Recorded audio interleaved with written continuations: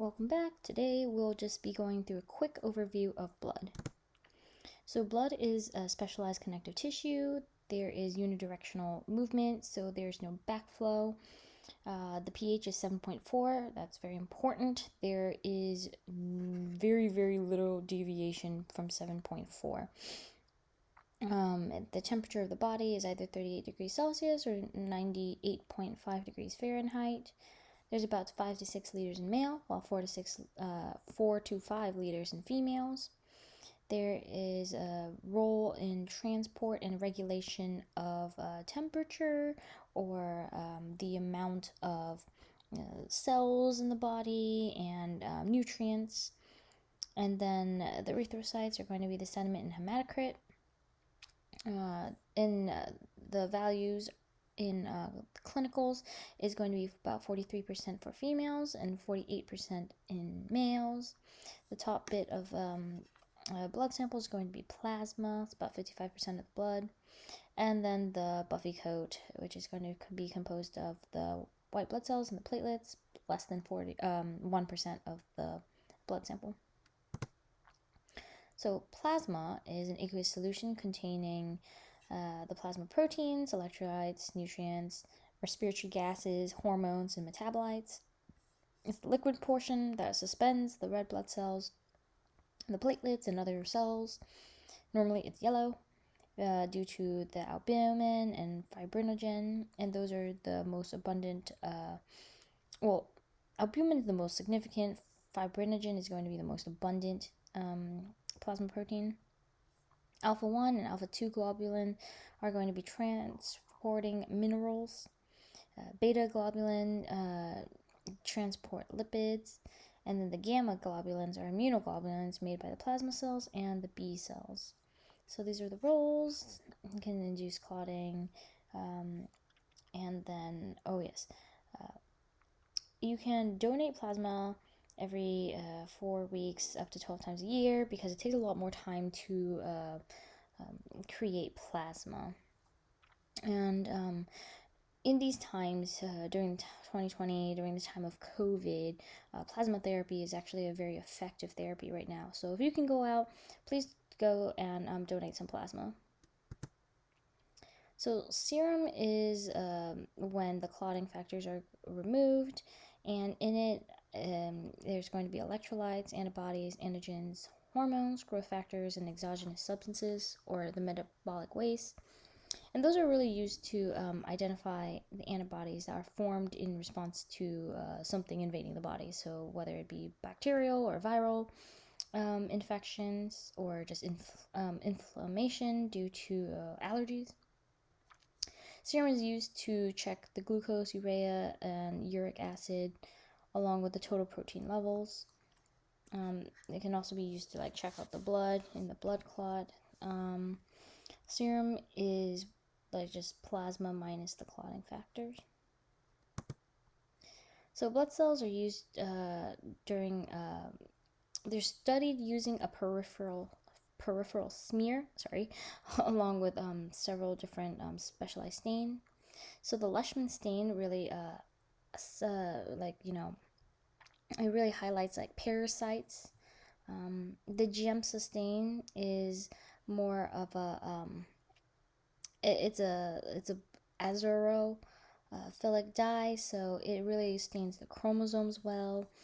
And then the right stains will differentiate the blood cell types because it differentiates granulocytes versus agranulocytes and the nucleus quite well. And then the Jenner stain is going to stain the nuclei very darkly. Erythrocytes are going to be a flexible biconcave disc, and they're quite flexible because they have to bend to squeeze through the small capillaries, and by squeezing through the capillaries, it increases the amount of contact with the capillary wall, and with that, it exposes more of the hemoglobin to the capillary wall, allowing the transport of oxygen and carbon dioxide. Those are maintained by the actin spectrin cytoskeleton, and actin is going to be the intermediate filament,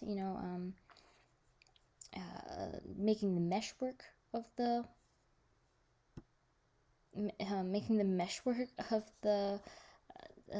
cell, while the spectrin are the proteins that bind it.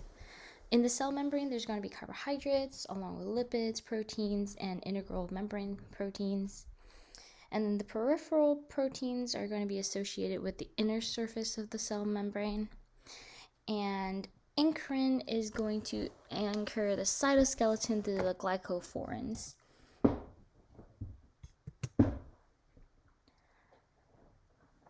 The spectrin, actin, and chirin will maintain the cell's shape by stabilizing the membrane and provide the elasticity.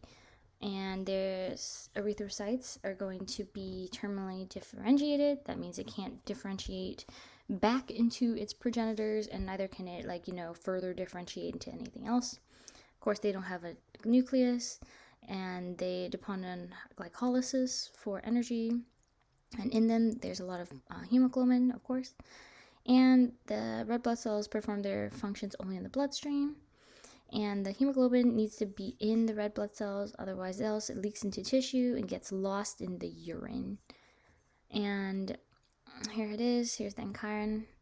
Here are the actin filaments. There is some tropomyosin, but not very much, as you can see. And here are the glycophorins, and those will act as receptors and maybe some sort of facilitated channels. So the function of blood is really just to transport oxygen and other metabolites.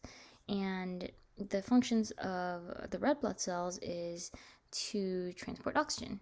And oxyhemoglobin will transport oxygen from the lungs to the tissue, and then is released due to a concentration gradient, and then is they're going to be transformed into carbaminohemoglobin in order to transport the carbon dioxide. Carbon monoxide is when carbon monoxide binds to the hemoglobin, and then that will make it into a carboxy hemoglobin, and it's going to be somewhat irreversible. And I mean that because it's only irreversible if you put the patient in a hyperbaric chamber and give them 100% pure oxygen in order for the oxygen to outcompete the carbon dioxide or carbon monoxide, sorry. So the normal values of red blood cells in of hemoglobin in the female is going to be 14 grams per deciliter, while in males is going to be 16 grams per deciliter. The red blood cell count in females is going to be 4.8 millions per cubic millimeters, while in males is going to be 5.4 million per cubic millimeter. An abnormal increase is going to be polycythemia. The primary polycythemia is going to be polycythemia vera or arrhythmia, and there's just going to be a genetic defect. The secondary polycythemia is going to produce a lot of red blood cells in to compensate for a low oxygenated environment. So hypoxia is the insufficient delivery of oxygen to the heart, to the tissue, and that occurs in heart failure or the interstitial lung disease, such as COPD. The red blood cells only last for about 120 days, and then after that, the red blood cells become swollen, fragile, and misshapen due to defects in the cytoskeleton.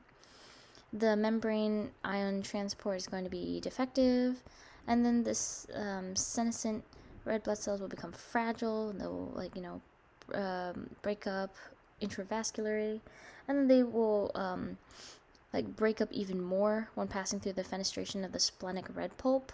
And that just means it's kind of going through a grater, really. So they're destroyed in the spleen or the liver, and then the hemoglobin is reused, and then it's removed by the circulation by macrophages.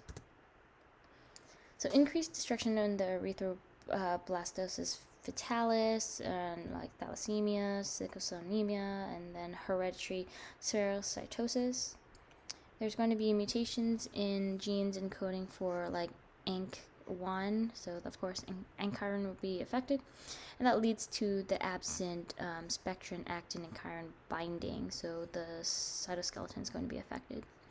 And that makes the cells to be very spherical, and they're very rigid.